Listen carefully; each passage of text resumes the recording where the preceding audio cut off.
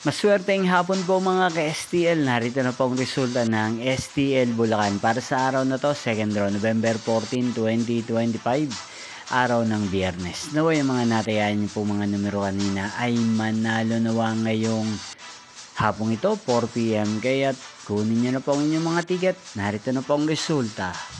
Ang mga numerong nanalo sa STL Bulacan ngayong hapong ito, November 14, 2025. 4 PM second row result 4 at 18 in exact order. Again, 4 at 18.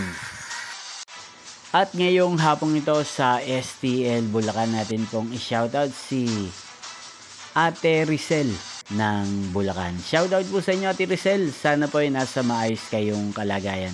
At sa lahat po ng mga taga Bulacan, shoutout po sa inyo. Hindi pong napanood ang resulta ng STL Bulacan. Maraming salamat po sa patuloy niyo po panonood sa aking channel. Magkita-kita pong muli tayo mamayang 8 PM. Thank you for watching.